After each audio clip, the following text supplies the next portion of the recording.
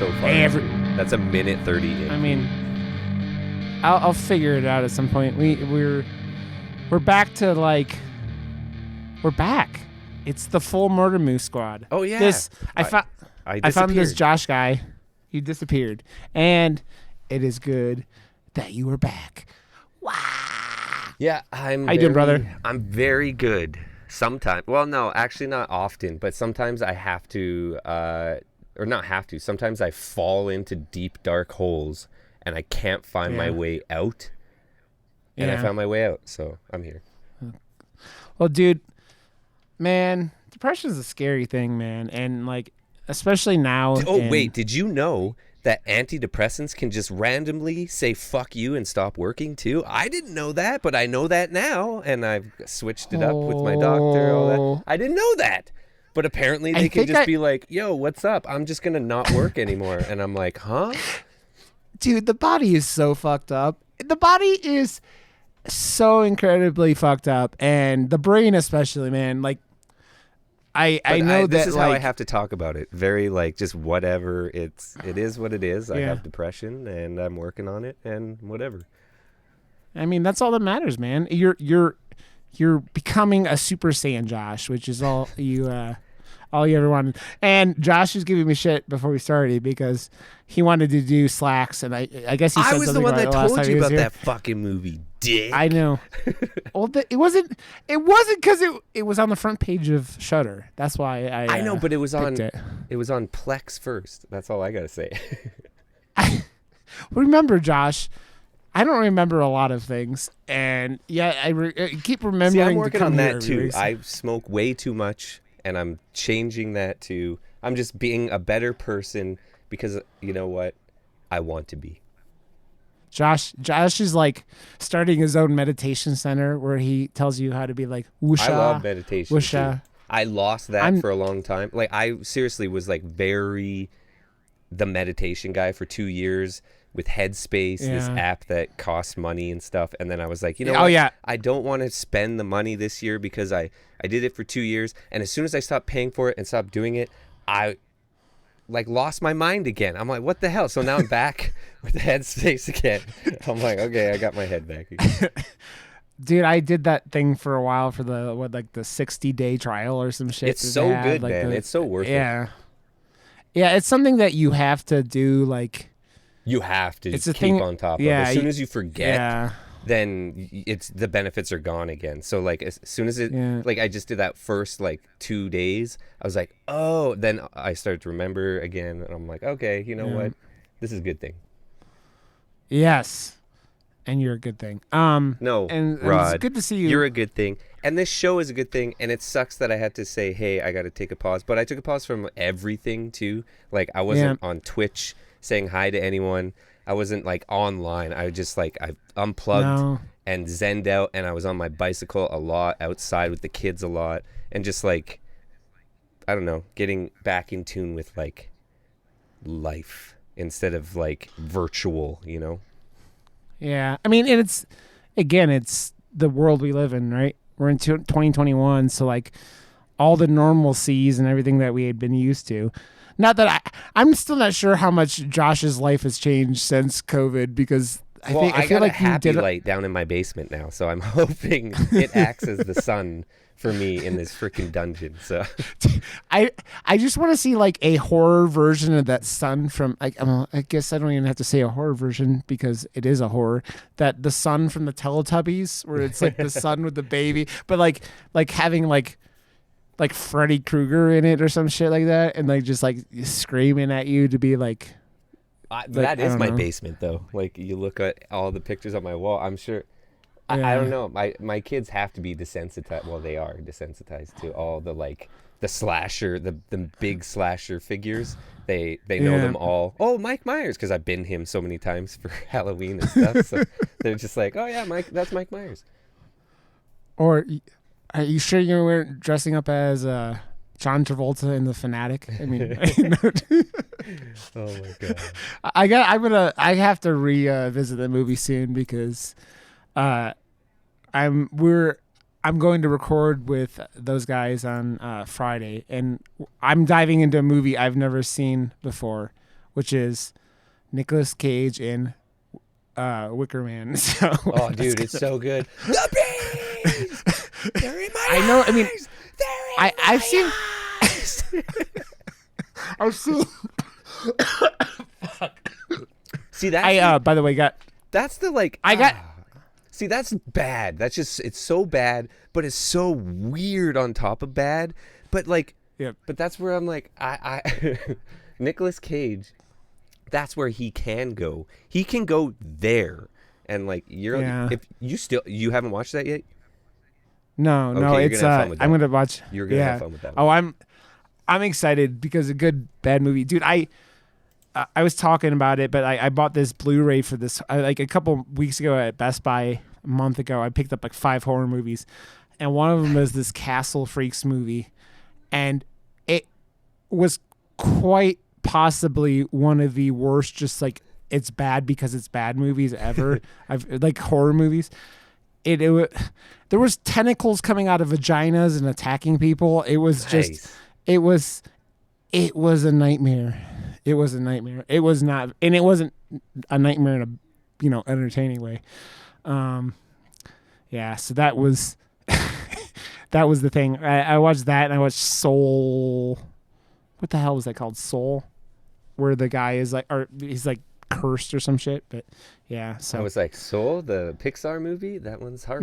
Maybe I forget what the fuck it's and called. And depressing all at the same time. But all Pixar movies are, right? They teach you a lesson about how your life is just shit.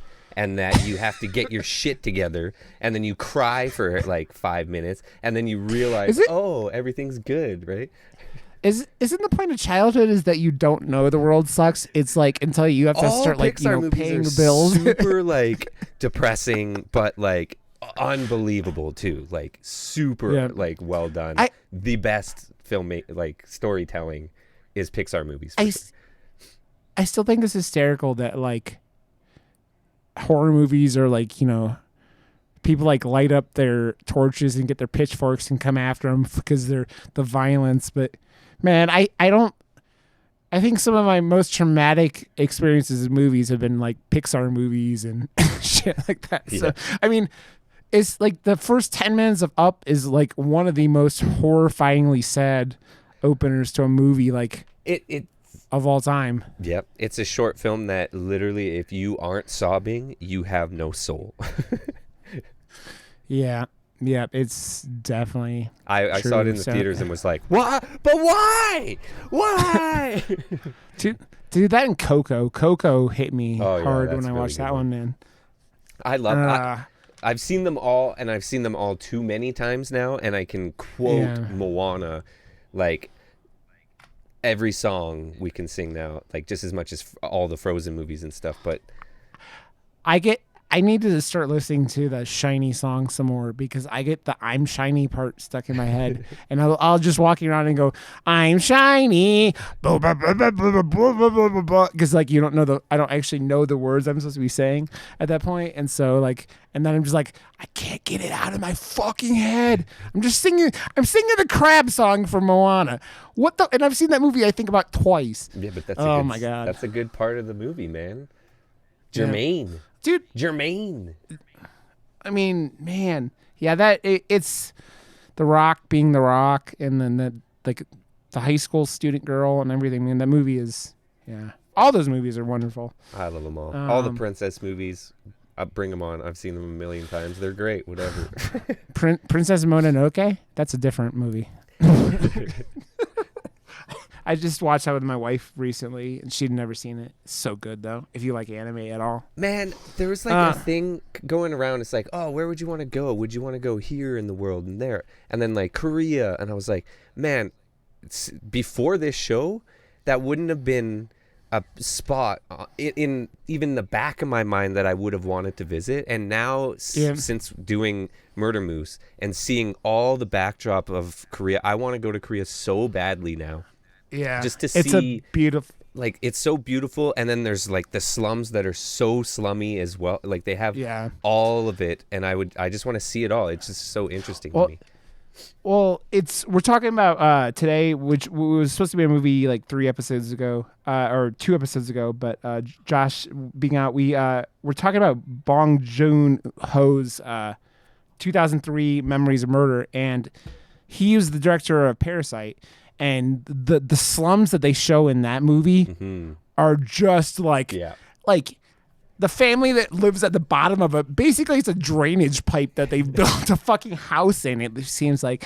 And it's just like, fuck, while these people on the, like, at the top of the hill are just like living the good life, and it's like so close to each other. But it's like, yeah, it's how it's funny because I watched some videos about this movie today because I was like, I remembered the movie, but we smoke, and then we forget things. Yep. And so we're sitting there, and I'm like, it's been a couple weeks, and I just wanted, because it's like, it's not a short movie. No, it's like a 2.5 hours. But it's essentially, I think you said it when you were like, oh no, when you were like selling it to me, and all you had to say was Bong Joon-ho directed it. I would have been like, hello, like, what, huh? Like, I haven't seen this yet. Like, let's go. But you said it was like the Koreans 7, and I was like, yeah, it's what it kind of looks like, and totally vibe all the way through. Like, did this come out after 7? I would assume it did. Yeah, 7 is 97. Okay, 7. so I can see a lot of influence, especially like the ending being so satisfying for me and probably not satisfying for most audiences. I don't know. I love when it's just not the Hollywood ending that you want it to be, and it's just, I love. You know what? And I learned today, because this movie is kind of like the Zodiac. Yes. This movie is based on a real a series of crimes in South Korea in 83, or 88, whatever it was. That the 1986. Okay, I'll just read the 86, synopsis. In a small Korean province in 1986, 2 detectives struggle with the case of multiple young women being found raped and murdered by an unknown culprit. Yeah, so watching a couple of videos that were talking about just overviewing the movie, so remembering details, and this was a real case, and the ending of the movie was, we'll talk about it, but it was really interesting to see like what people had said, and come up with these assumptions of what was happening at the very end of the movie. And but then, because Bong Joon-ho directed and wrote it, his collaborator in everything, Kang Ho-sung, was the lead in this, and he is so good in like, you can just see it's the type of collaboration like Quentin Tarantino has his go-tos, and now Ryan Gosling and Damien Chazelle did La La Land, and then his follow-up. You see like directors pick their people, and it's like, you and I are now collaborators together, and like this is just like, the host was amazing. I just knew this was going to be amazing. And like, he plays a detective Park Dooman, who literally, he has like a jump to conclusions board at every like, he brings it along with him. He's just like, okay, here's the jump to conclusions board. And then he's got his right-hand man that has like a heavy trigger foot, because he jump kicks everyone on demand. Just boom, like over the shoulders, like, him, get him, boom. Like, how do you get a guy that like has an itchy trigger foot? Like, he wanted to kick everyone in the face, and he was pissed off when he couldn't. It was amazing. Like, best character ever. His character is like, I was on one of these videos, is like, we're gonna call him Foot or something like that, because he's like WWE drop kicking motherfuckers like in a field. It's just like, no, that guy, and it's just like, no, that was the wrong guy, that guy, and then he kicks a different guy. Well, the main detective also, he also drop kicked someone, right? Because he drop kicked the third detective, like the big city detective. I love how it was like, it didn't look choreographed. It was one take. It was real. And it was it looked like very visceral and like not pretty at all. It was just like stumbling around and like punching and kicking, and like, it looked real, and like, that's what I loved about it. it's so funny because my wife and I have been watching Buffy the Vampire Slayer, and our favorite game is, because the show's like over 20 years old at this point, like where we're at, is our favorite game is to play. Oh, hey, there's the stunt double and all the fights, because they're like, you could, because you're watching the show originally on like these old 4x3 TVs. Now we're watching it 70 inches and like super HD, and it's like you have Buffy there, and then like she's next replaced by a 6'3" dude who was on steroids, and you can see his Adam's apple, but like because the technology. And yeah, these like, it looks like these guys, the actors are just, they were going for it, man. They were like, okay, I'm gonna drop kick you now, and they weren't fucking around, man. And it's funny because one of the guys that the video he was talking about the movie, he goes, I swear to God, this guy's he's like this haircut was inspired by Bruce Lee, because like then you think about it, totally. Well, and it's like, and his outfit too most of the time. Yeah. But yeah, so it was super interesting to see, and they actually ended up. I'll talk about it later, but like, fuck it. This movie is almost 20 years old, and it's hard to talk about. So we're just talking about it. So at the end of this movie, if you haven't seen it, this movie's awesome. Memories of Murder, 2003. But when this movie came out, yeah. Oh no, it was. So when it came out in 2003, the movie, the case is unsolved. So that was like the ending when the detective, when he's not even a detective anymore, goes back to the thing. And I love that. Supposed to be, that's the ending. He's so fed up with it that he has to just shed himself of it. He just can't take it anymore, and he quits. Yeah. Like, well, I wonder how much of it, because I think it's funny because the characters are all through these weird transformations throughout this movie. Like, that guy is like this, he calls himself the shaman, right? He's like, oh, I can tell, man. I know what a motherfucker's like guilty. And but this movie, like, honestly, I always think a movie in its editing form, like, they could have knocked off at least like 25, 30 minutes of just like weird long takes of stuff that didn't need to be there. There was a lot of like amazing cinematography that was tacked on to this, like that was on top, that just it added to the aesthetic of the movie and was totally not needed to bring the story or progress anything along. And it was just going for like award style cinematography because it was there and they had it. So like there was parts where I was just like, that had nothing to do with anything, but I loved every second of it because holy shit, that looked like fantastic. Some of the scenes though where he was just kind of stumbling around towards the third act, that's where I was like, this is too long. Like, it's getting to that point where it's too long. But then it brought it back around at the very, very end where you're just like, oh my God. And I was so satisfied with it ending the way it did. Yeah. I always know once we have these like kind of downer type endings, you're down with it because like it's so much rarer in like American maybe it's because I'm depressed. I don't know. No, I mean, I'm just kidding. I'm totally kidding. I'm bringing it back around and joking about my fucking disorder or whatever. I know. But no, it's fuck. It's not common, and it's just when you have every single movie has that like happy ending. It's just I've seen it doesn't feel earned times, and that's why when those movies come out, like The Mist, and like that is just like it's like a sludgy ending, but it stands out. It's on a list now. Those movies don't come around very often, and that's why they stand out to me because I don't know.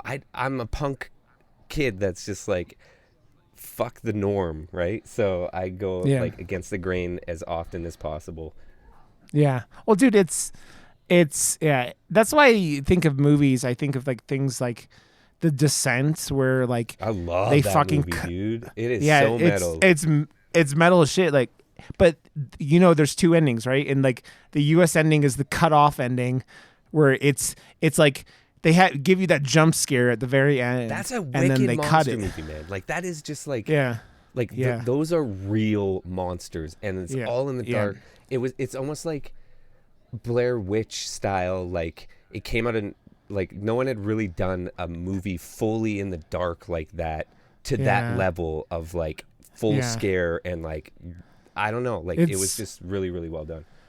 It's kind of like they took aliens and then they tried to like bring it down to earth, right? Like because it's that same claustrophobic. Man, I haven't seen that you're movie being in so long. I saw that in theaters and man, Yeah. I have it somewhere. I don't know. Like I would love to rewatch that one for sure.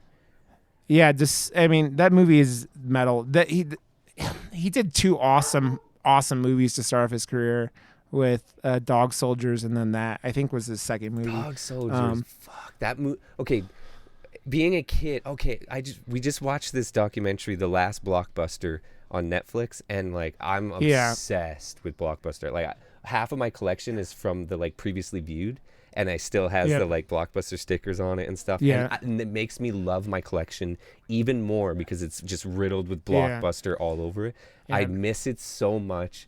And that I still remember the cover of that because I was so afraid of wolves when I was a kid. I don't know what like I think I had a run-in with a big dog or something. So like big dogs and wolves just like terrified me when I was a kid. So that like walking past that cover when I was a kid in the movie store would just like I would have to look at the back and see the huge werewolf thing on the back, and it would scare the shit out of me, and I would have to throw the movie down and run away, but I would look at it every time because I'm just like I was a sick, twisted horror fanatic even when I was a kid, right? Oh, dude, it's man, I kind of feel bad. Like I know renting movies and watching movies now is so much easier because you're just sitting there. You go like you're sitting on your couch. Like I miss it so much, dude. I miss it so much. But going into the video store is an experience that if you never got to experience, I stopped collecting because there's nowhere to go to. Like I would have to go to I don't want to go to Walmart and like I don't know, man. Like I want to go to a movie store and like. Yeah, they knew my name. Oh, hey man, how's it going? Oh, you're just doing previously today? Awesome, dude. Let me know if you need anything, right? Like, but it was like, no problem, Brad. And then I would go and like, I'd be in there for an hour, and the smell, and it was just like, it's the same thing.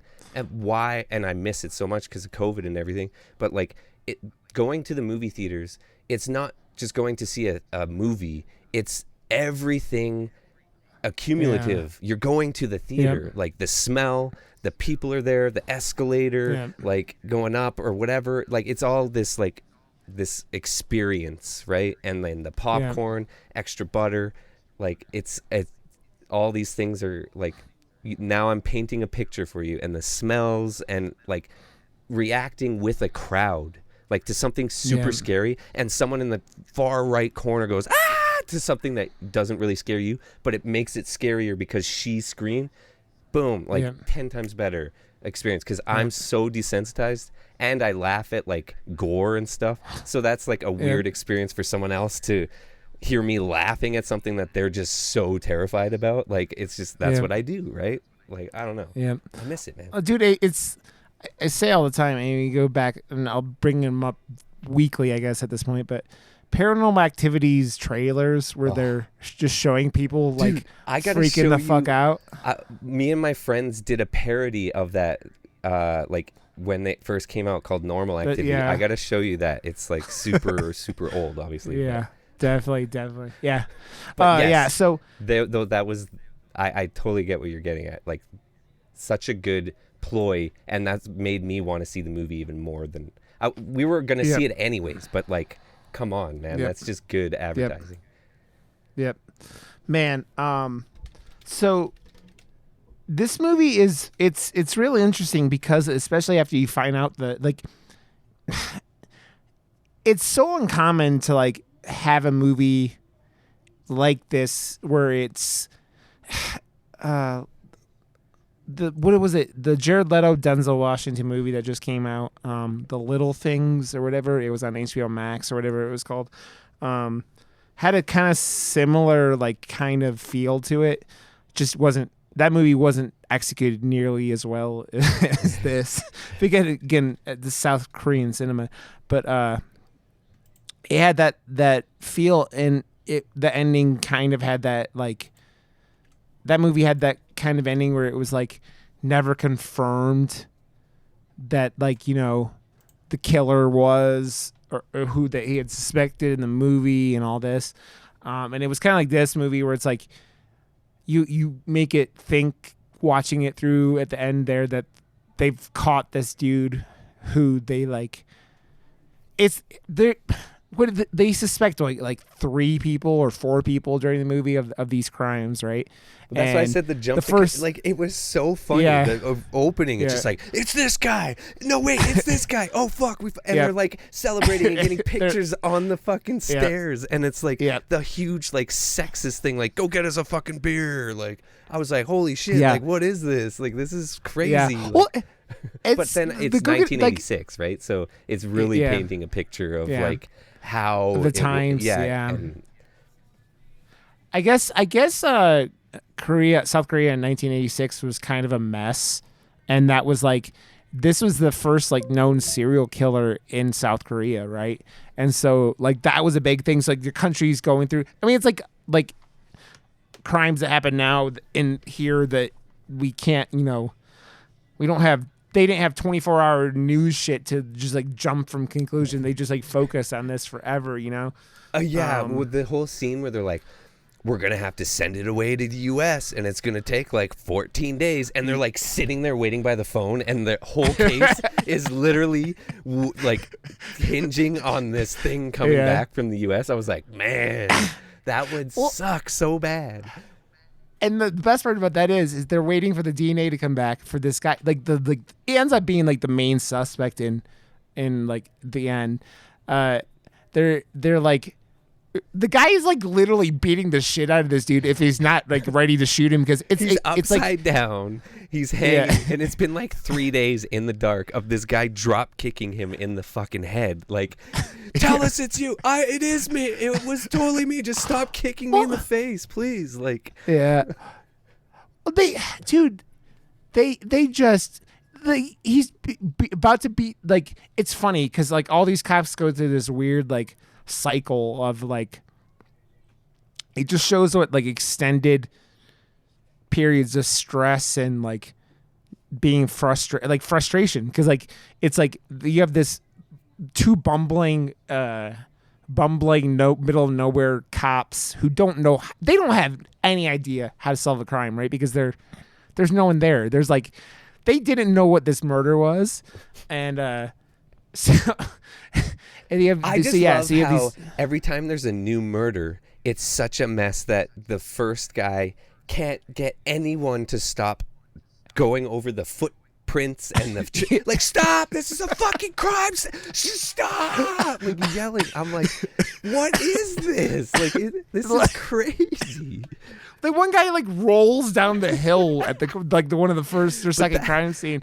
That's what I'm talking about. The sloppiness of the scene, but it's not at all. Yeah. It had to be like more choreographed and stuff, but like the stumbliness added to just the it was. It's, you feel very like this whole time you're like, this murder this person committing the crimes is so like, is capable enough that these guys are never going to get their shit together to like do that. I mean, and again, he's probably there in the crowd the entire time, laughing too, because they have no idea.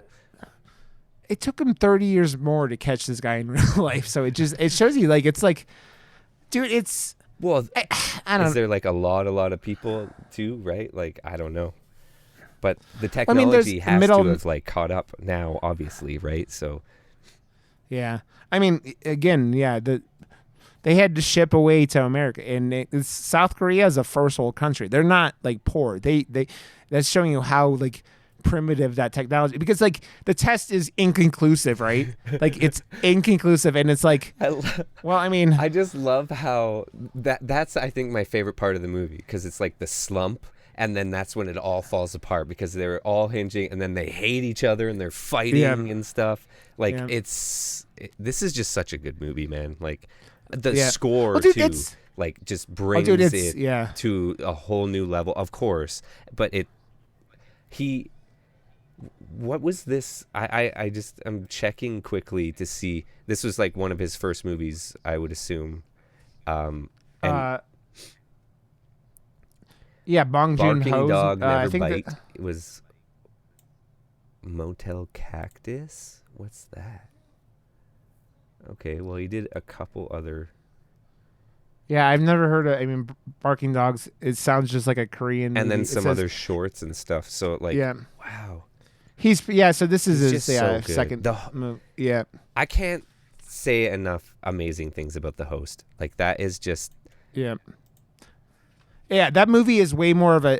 I've called it on here before. It's Jaw. Like this is South Korean Jaws. That's how good that movie is, and it's pretty inspiring. And I think that was the movie that got a lot of people's attention with him. And that was the first movie I ever saw in theaters of his, because of the cool like art house theaters that I have in Calgary that bring. Yeah, every awesome, cool horror movie. Like, I just want to go to the movies. Everything's fucking closed again, man. We're on lockdown. Yeah. Well, dude, I got my shot on Saturday, my first Pfizer shot. How did it feel, man? How are you doing? Because I've heard people get sick and stuff. Like a few people. I got sick. Yeah. I didn't feel good on a Sunday, and then I didn't work on Monday because I was fucking wrecked. So hopefully shot 2 wasn't.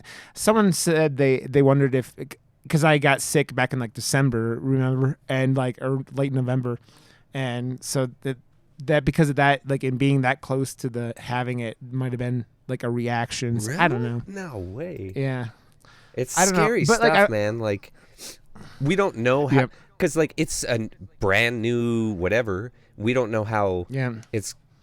We don't know, like, there's no testing for, like, how the longevity of these things we're injecting, too, right? Like, it is a scary thought, but... It's all horrifying, because, like, the Johnson & Johnson one that they're stopping here was, like, it caused 6 people had got, like, developed blood clots out of, like, 7 million. So it's like, one out of... It's over a million. The million. Pfizer one was, like... way bigger gap than that, and there was more cases of blood clots, but there was way more people that got poked by that one, so who knows. It's all horrifying. But the it's all a horror movie. We're living a horror movie right now. We are it's a tragedy. It's a nightmare. I mean, I think real life is always more horrifying than.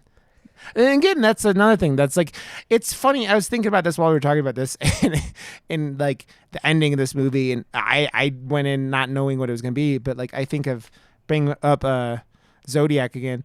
Is it funny you watch a movie like Zodiac and you're sitting there like rooting the whole time for them to catch him, even though you know they don't ever catch him? It's kind of it's so like that long though. Like I love that movie and I love the cinematography. It was like that like follow weird like third person view of the car thing that he does. Like everything that he chooses to do with the camera is just amazing. But like it's so long. I'm not a huge fan of very long movies, and that one is like the pace is low too. Like it's a long dude.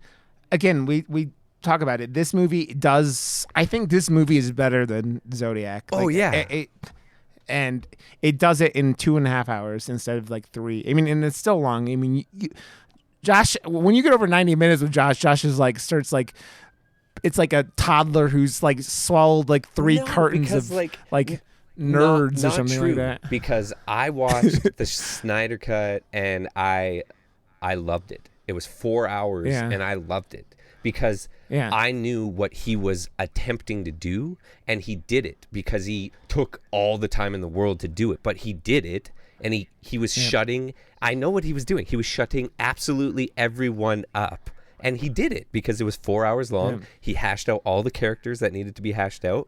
And he appeased every single person, I think, with what he did. And it was still 4 hours, but I did like it. So like For me, I start to get angry after the 90-minute mark if they are just taking long to take long, because I start to see through shit at that point. It's just like, okay, this at this point, the third act should be either starting or, the second act should be wrapping up, something like that. If you're just taking a lot longer to get to that fact, then I'm just going to be like, fuck you. Like, hurry the fuck up. Yeah. Especially if you're not earning it, right? Yeah. Like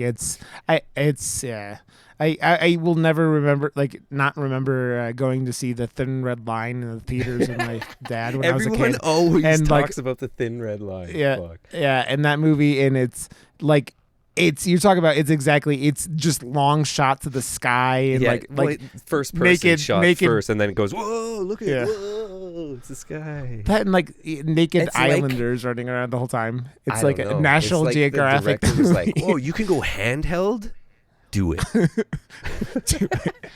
Do it. Oh no. But yeah, like it's so funny. Watching these characters in this movie, like these two cops who basically, you go while you're watching them just beat the shit out of dudes, like especially at the beginning before the big city cop comes. Well, before he gets a conscience. Like he grows a conscience. He had and that's what I love about his movies, because his characters always have big arcs, and you get to see those arcs. He's a fucking idiot at the beginning of this movie, like the dumb cop thing. Like the dumb cop thing comes up so many times in this show. Like almost every movie we watch has a stupid policeman of some sort. Or just so like that cliche comes into play huge in this movie at the beginning, and then he starts to realize, because someone else comes in and is the voice of reason and goes, no, you gotta slow down and actually be a detective and not use that stupid mat from Office Space that you bought. OfficeSpace.com. I know it's a good mat, dude, but you don't need to use it on every it's the best. That came with, I think, the special edition of I almost bought it, and it special order, just because of the jump to conclusions mat came with it. And I wish I wish I had that in my house. Well, it's so funny because that guy changes, and then the big city cop is like so frustrated and angry at the end of this movie that he's resorting to the tactics of the little moron small town cop. He's threatening and using violence, and they're both at one point on opposite sides of the spectrum, and then at one point they meet in the middle, and then towards the end of the movie they completely do an X and pass one another. One quits and the other is completely down in the drains. It's funny. It's such an interesting watch because that, and then you have your third cop, Kicky McKickinson, who loses his leg because this moron sacrifice this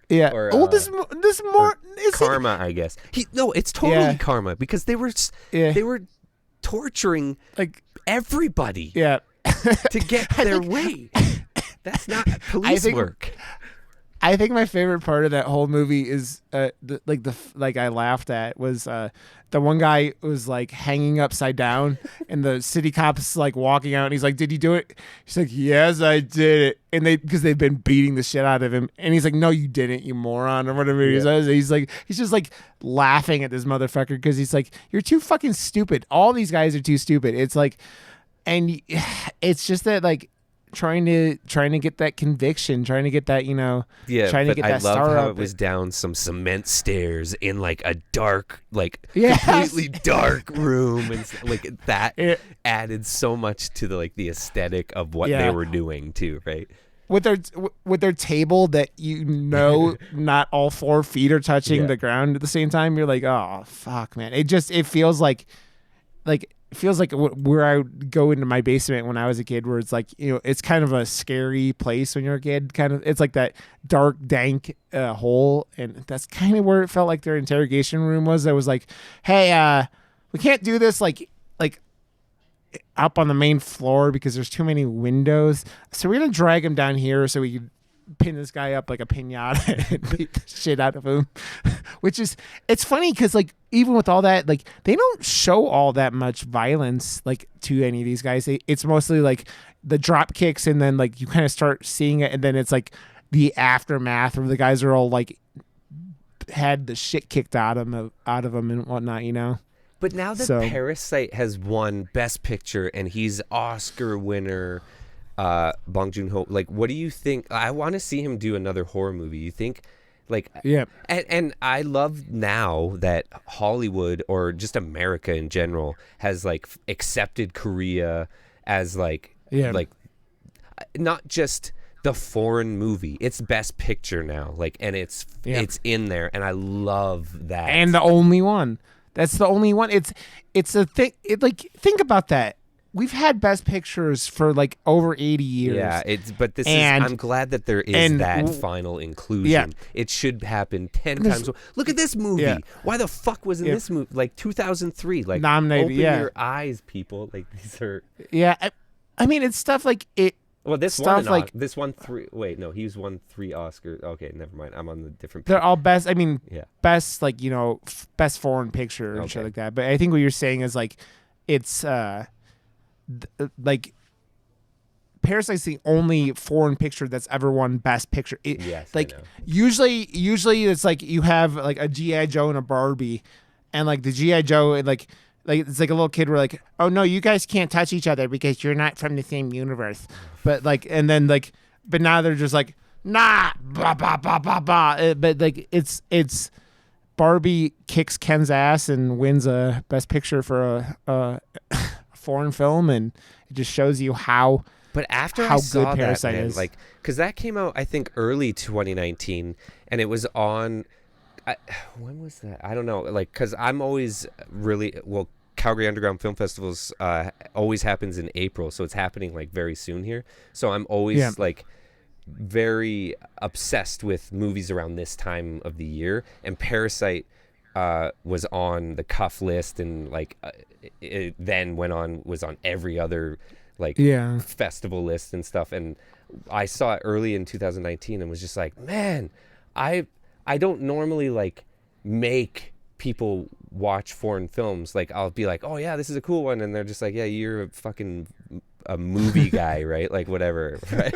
But like this one, I was like yelling, like, no, you have to see this. Like, I can't stop thinking about this movie. Like, it incepted my mind. It's been weeks, and it's just the best thing I've ever fucking seen. Like, not joking. Well, and then people started listening. Yeah, I mean, well, think about it, man. How every movie that wins Best Picture is usually like coming out November, December, January. Like, they're coming out right when the Academy is like, you know, voting on shit, right? Because they want to leave that impression like right before they vote, right? And that movie came out, I think, January, February, like you said, and it was foreign. And it's all these things, and you go, and it still won Best Picture. It took a wave off of, I think, Sundance or something, and was just like from there. Yeah, it's funny, man. I always approve of like Canes. It's kind of that Canes. McCain's cake, you know, McCain's.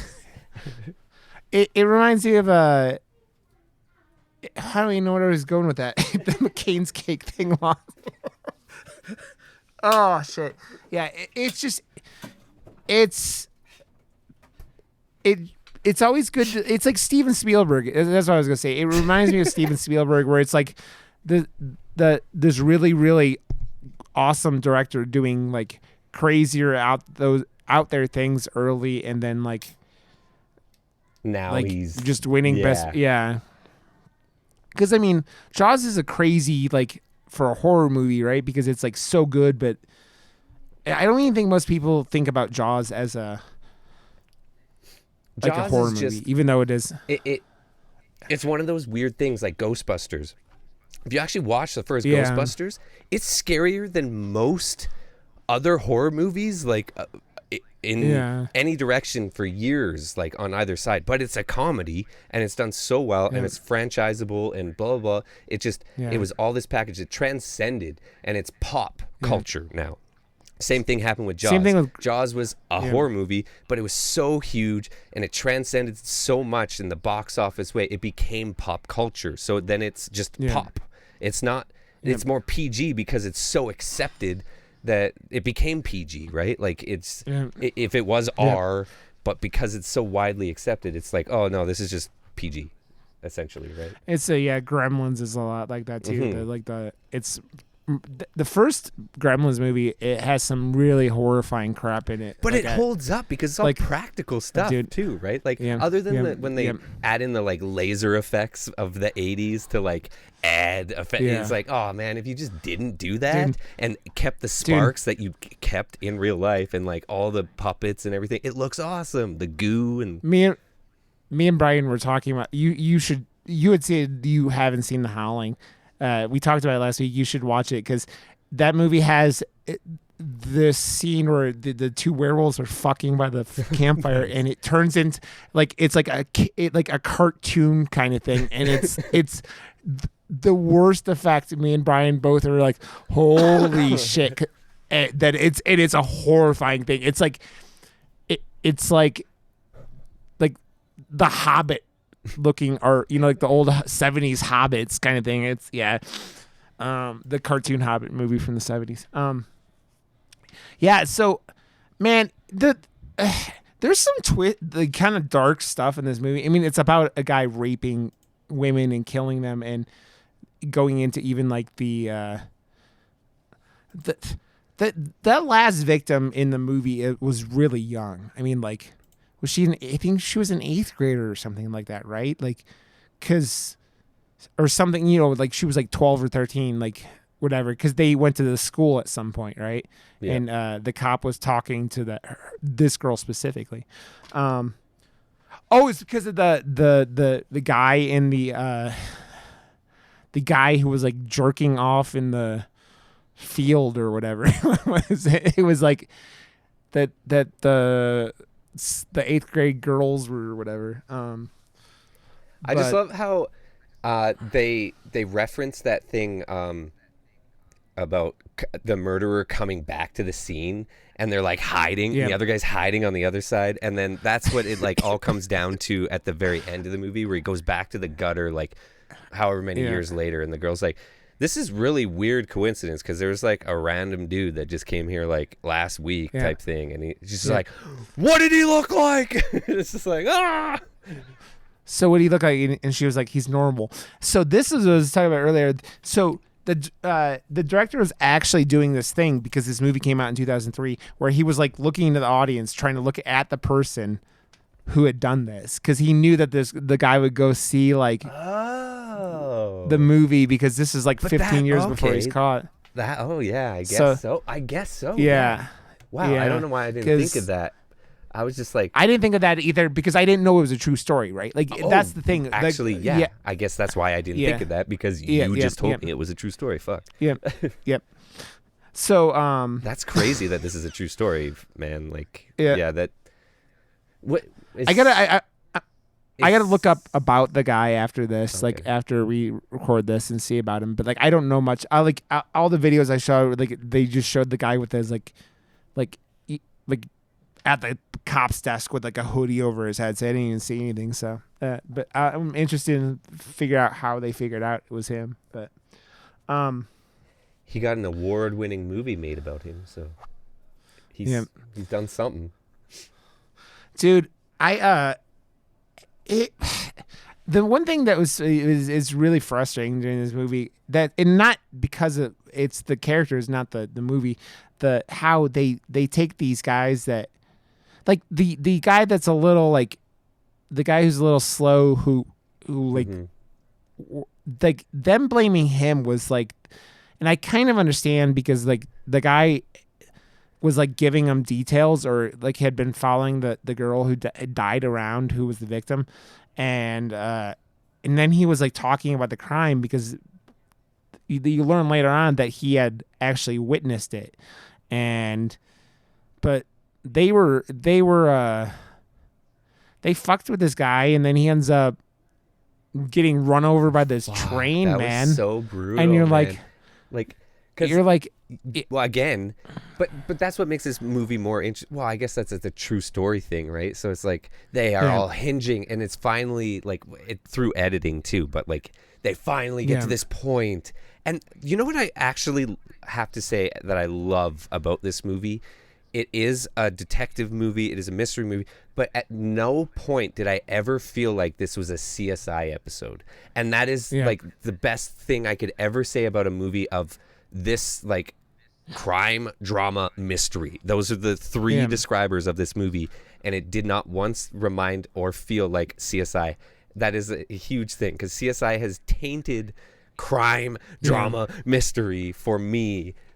And it's coming back apparently, like good for it because it is what it is, but like it is fucked movies because it's done it too well. Just like Walking Dead has kind of fucked a lot of zombie movies because it's now doing the zombie thing too fucking well, right? Like, yeah, it's funny because I've been streaming through all the Resident Evil games on my stream, and I've gotten through all the good ones, and I've to number 6, which is I'd never played before, and wow, it's a disaster. That's all I have to say about that one. It's a real wonder about game. Like franchises in games because it's like it's still the same like Activision or whatever putting it out, but like the developers or the people making the games, you know, change from title to title potentially and stuff.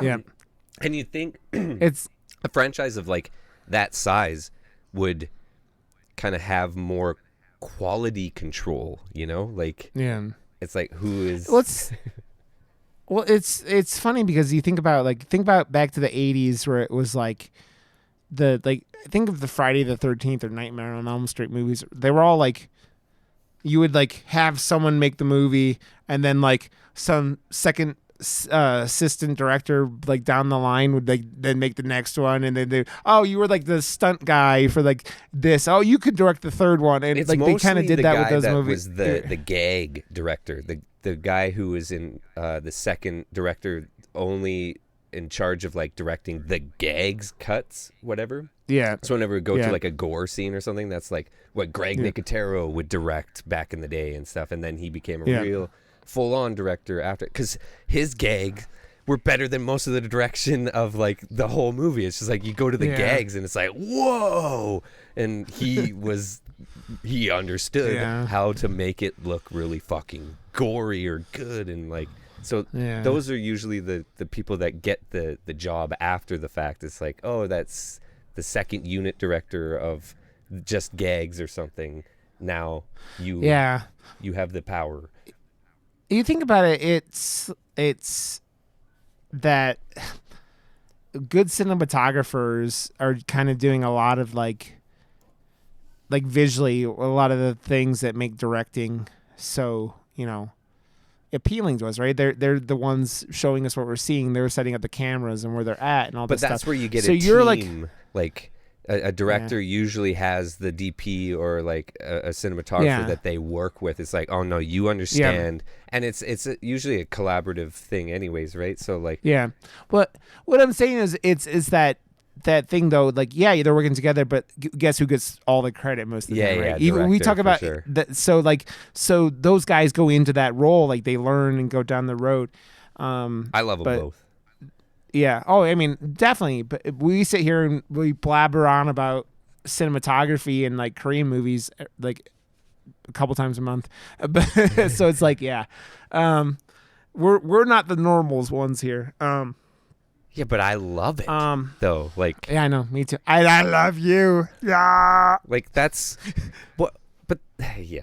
I'm going to talk about it anyways, and either my wife is going to tune me out and go on TikTok when I say this stuff, or I can say it to you.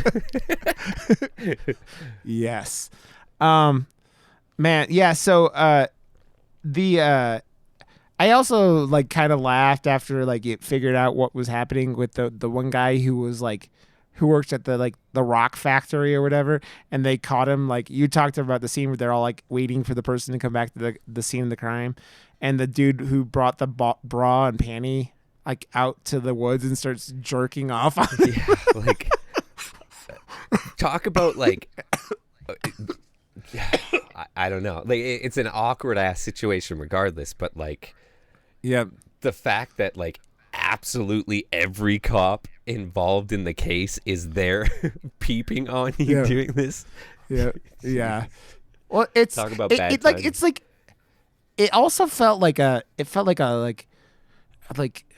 Three Stooges in modern times kind of. They're like, but that's they're what all I was like saying running about like the clumsiness and stuff. Yeah, total Three Stooges, because it wasn't sped up, but it was like so clumsy, like them falling down the hill into the crime scenes and stuff. Like it felt Three Stooges for sure.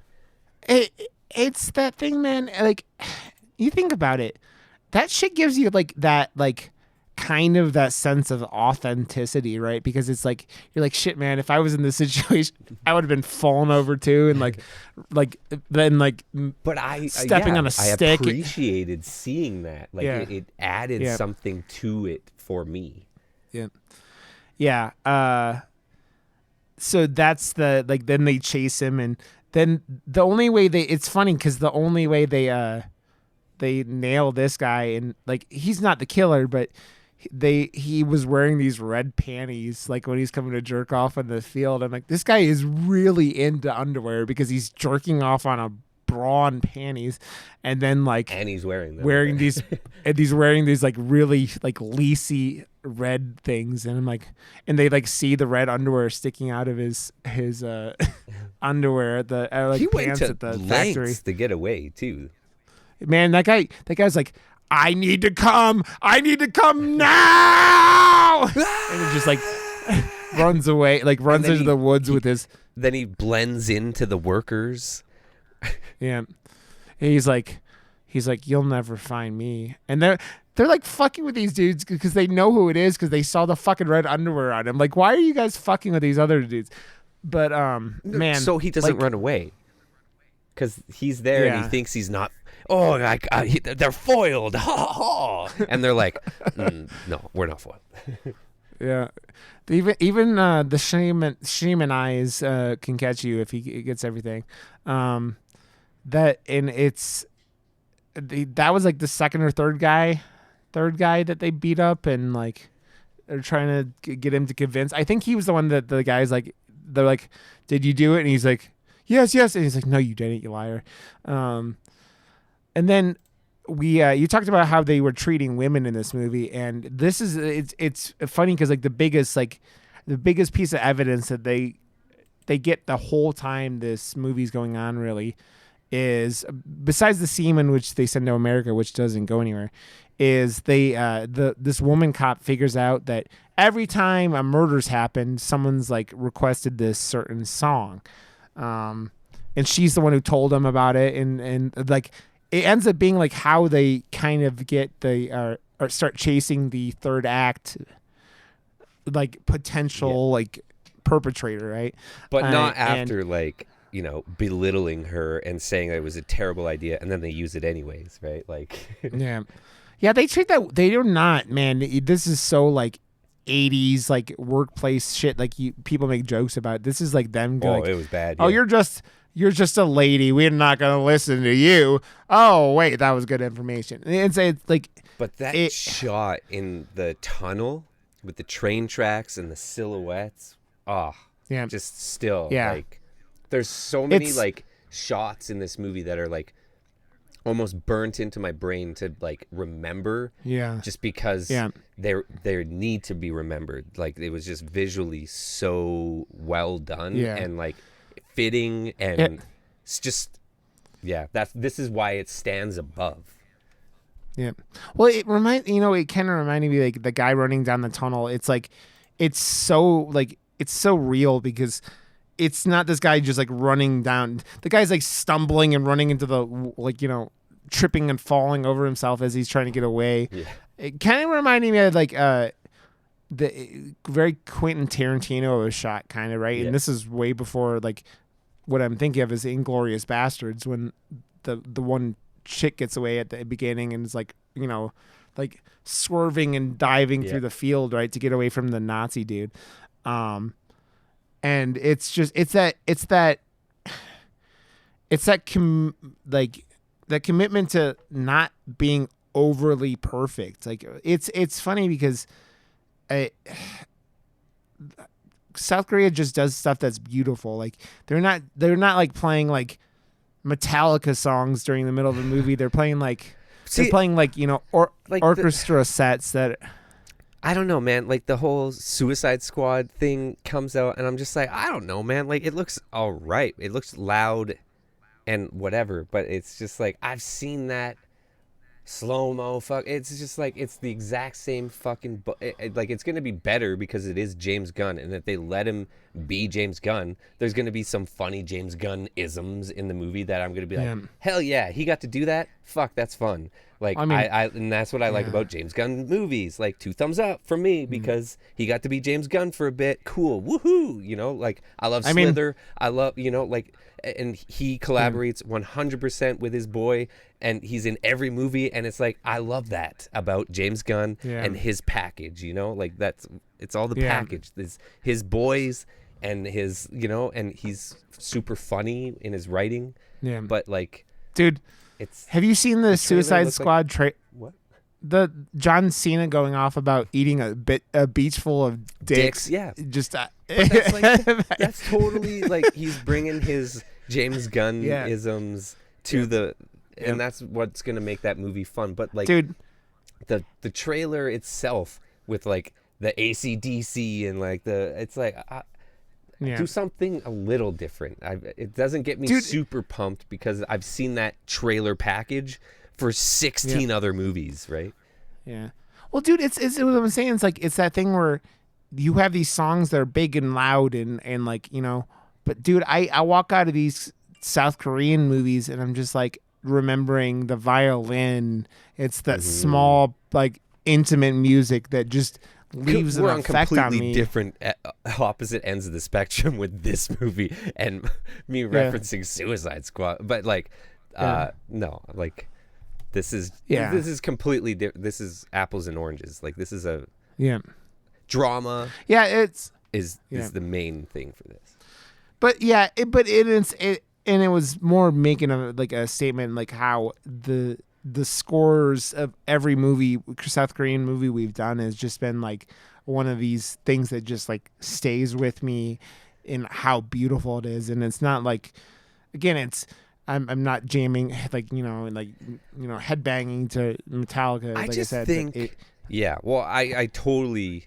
Well, I 100% agree with you, but I think the reason South Korean movies or just Korean movies in general it's just different. Like the Hollywood or the North American acceptance, like it's anything to do with nudity and blah blah. It's just like suppress. Anything to do with like violence and ultra violence, just like bring it out, guns, like that's the American way. And like the stories that we've watched and the stories that have been told on this show for the Korean movies have been stuff that don't get touched often and like but it makes you think more about the craft, and they're not pussyfooting around shit. They're telling the stories because it is still a story, and it can be art on top of very heavy subject matter that is very hard to talk about and very hard to showcase in a way. But if you do it with class and with like all these filmmakers understand the power they have as a filmmaker and the art that comes along with it. And I don't know, man. Like I've said before, those it's like paint strokes with brush strokes with a paintbrush. Like they are true artists in Korea with film, and I feel like they get to express themselves a little bit more potentially over there without the suppression. It just doesn't feel like everything is like it's super rare for like money makers to come in and you don't see studio type bullshit edits in Korean movies, like big budget Hollywood movies that you can see when that doesn't look like the intention of the writer director of this movie. That like Dr. Sleep, I can see that movie as two separate movies. Like I can see when all of a sudden executives came in and were like, there's not enough ghosts, there's not enough pizzazz, like all of a sudden the third act of that movie just isn't the rest of the movie. I was like, what the fuck is this? Like you can see, just throw money at this movie, it's not interesting enough. I'm like, all right, this movie sucks now. I said that about that movie. That movie's not a horror movie. It's like a thriller. And then at the end of the thriller, they go to the Overlook Hotel because it's called The Shining. It's it's. I was so overly disappointed in that movie, and like they got like wicked actors, like and that's again, it had all the ingredients. What are you doing? Like you have so much money, you have such great actors, and like filmmaker, and it looked amazing too. Like and the lead actress too, like who played all amazing things, and they shit the bed, man. Yep. I like that movie. I won't lie, but like I get what you're saying. Liked it. I get it, and then it just shit the bed for me. I didn't love it though, which is the thing where it's like I've always liked The Shining, but The Shining isn't a movie I can watch. That movie, talking about long movies, that movie is 240 or 245, and it's just a slow burner, right? It's like a real slow burner for a horror movie. For me, that is a weird, I don't know, like I love the way Kubrick saw things behind a lens, like, and there's not very many like behind the scenes. Like I'm a huge Kubrick fan because of the way he says fuck the rules when he wants as well. Like he creates rules and he's super like 1 point perspective, but then he'll like break rules and like make his own rules sometimes. And like, I don't know, I love so many things that he did with that movie. I can just throw it on in the background, and I like to just like, I don't know, like when you watch that movie and you like, people have super deep dived in like that documentary. Where, like half of that documentary, Room 237. I'm like, hell yeah, I totally see eye to eye with you on these opinions. And then like the last half of that movie, it's just like, guys, you went deep into the, like, what, you lost me. Like you guys are all that's a stretch and a half if I've ever heard one, but I don't know. I totally get obsessions because he did, die young rock star thing, right? Yep, exactly. So like the whole third act of this movie is probably the most intense, like, of the whole thing, right? Because it gets through the one prime suspect who comes off, he comes off as kind of a sociopath, like the guy, like doesn't care that the cops are messing with him because he does it, like he has that like attitude that like either he's innocent, or B, he's a cocky asshole who doesn't care that like these guys are chasing him because he knows he's smarter than them, which leads through all the the layering of this movie though, like each character, it's like a what is that, tiramisu? I don't fucking know what I'm talking about. But layered cake. It's so like, we talked about the city cop who was like, the smart, like logical one who in this third act like actually breaks because he's watching this guy like at work or at he's at a restaurant. I forget exactly what it was, but he's watching this guy and he falls asleep in his car, and this guy like wanders off while he's sleeping, and while he's wanders off, the eighth grader that he had met earlier gets raped and murdered. And it is like, it's the subtlety of how, like, because they're not showing faces of these people, they're like, they don't show much of bodies or anything like that, but this girl it's a very had subtle, it's not in your face with the violence, or the subject matter is bad enough, and that's what the the horror Yeah. is of this movie, because it's Yeah, not really a horror movie. It is a crime drama mystery, and Yep. like I'd say like 7 is more horrific because it actually shows what happened more, and this shows like it's elegant in its. But that's But the thing with that is 7 is out of the imagination, and this is real. Yeah. So you go, what's more horrifying? But the girl had a Band-Aid on her. Well, I her didn't know it was side real at the time, just like you, man. So like, yeah, I know. Yeah. things, right? Well, you're comparing it is a pure cinema thing, and I'm just thinking out loud. It's like, man, once you know that, because I didn't know that either. They updated the poster. Okay, so it's on neon now. So this is the new poster because it says from Bong Joon-ho, Academy Award winning director of Parasite. Yeah. So they're getting his catalog out, to, which I am so super happy I saw this, and probably wouldn't have if it wasn't done by Bong Joon-ho, right? Like, so I'm glad they're doing this, because I hope more people see his catalog, because it's fucking great. Yeah. Snowpiercer was actually one of those movies that got Harvey Weinstein went and fucked real bad. Like he was the story he says when he was like, and he wanted to do more cuts, and like I lied about it being like my dad worked in a factory or something. Like it makes me love him on so many different levels more than I loved him before, because he fought so hard for the.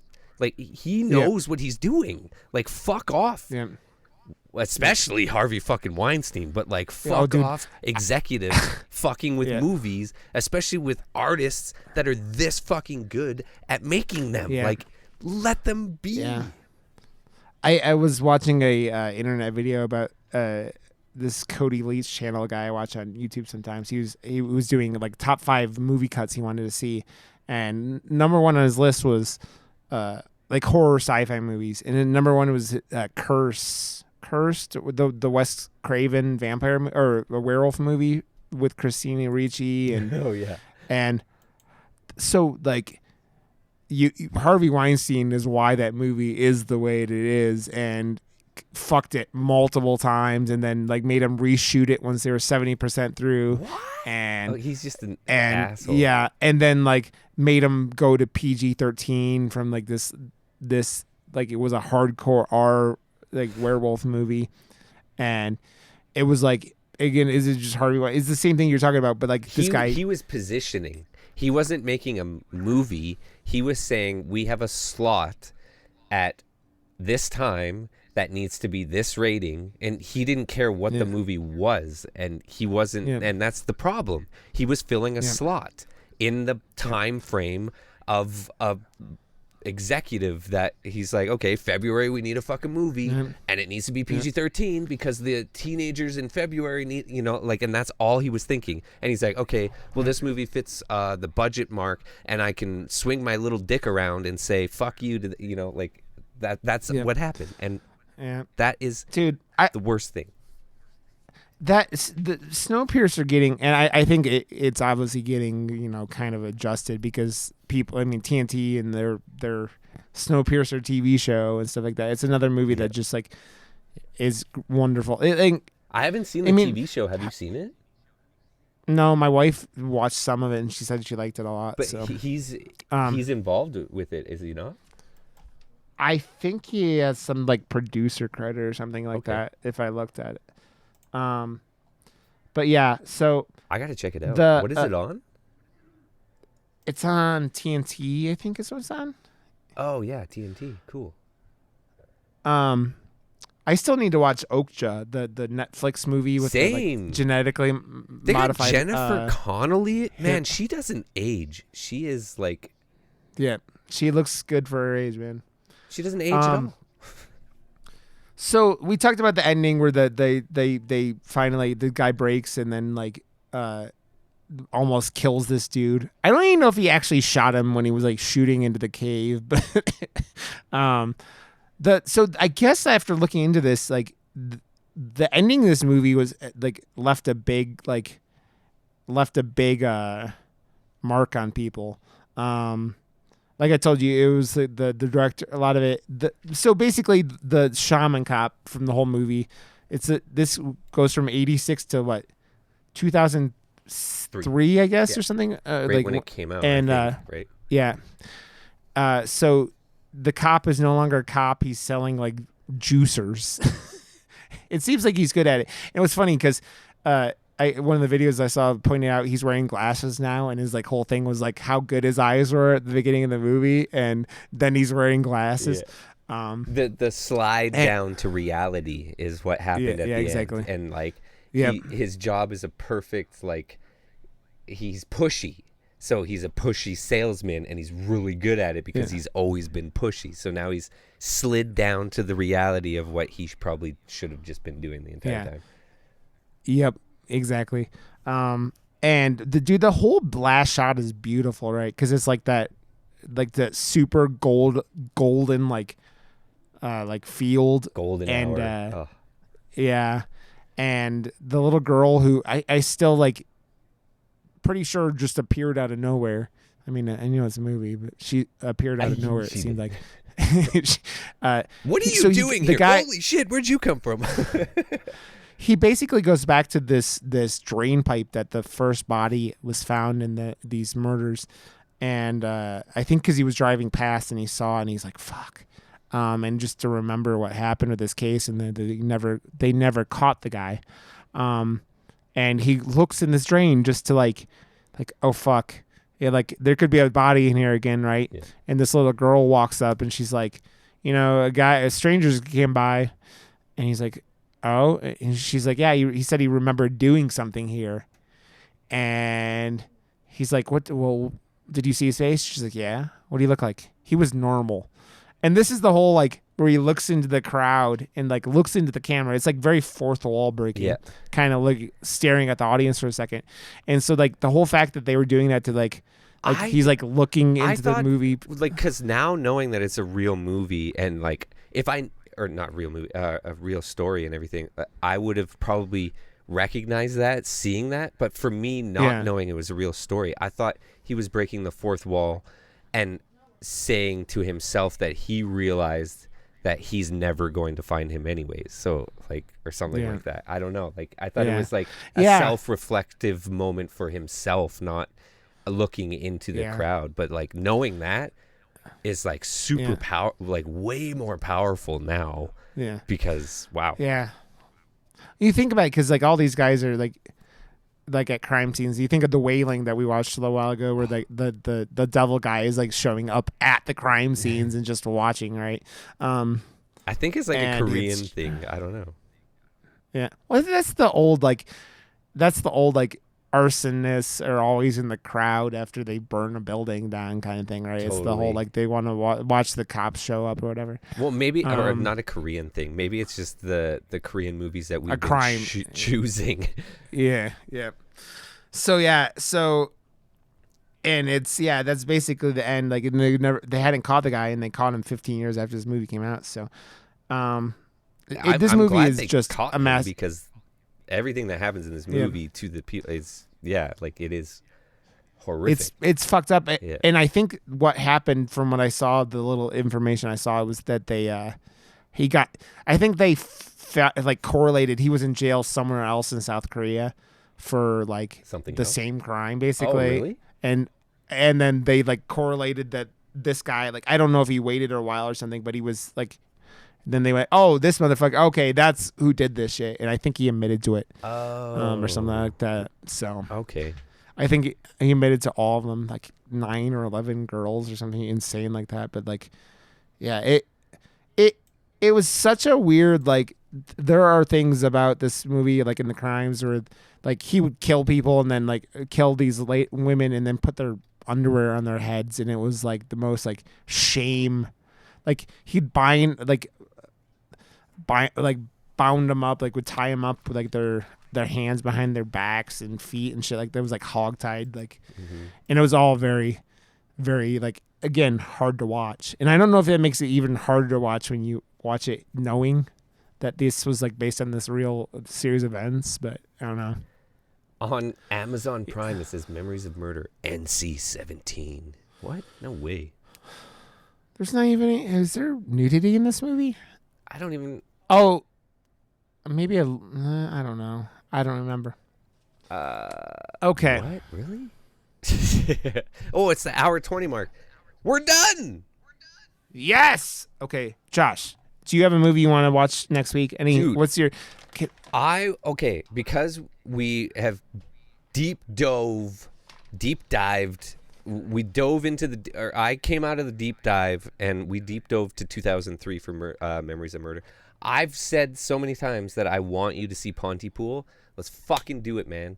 Pontypool is the movie. It's like over 10 years old now. So yeah, let's do it. Pontypool is the radio station zombie movie, right?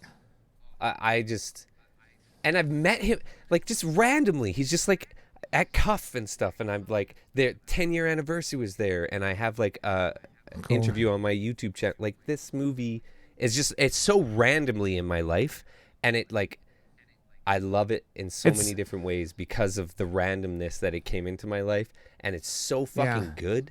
And wow, can't wait to talk about it. Okay. And yeah, dude, definitely. Yeah. It's one of those movies. It's been on the list. So it's on the list. Pontypool. Next More week. Canadian amazingness.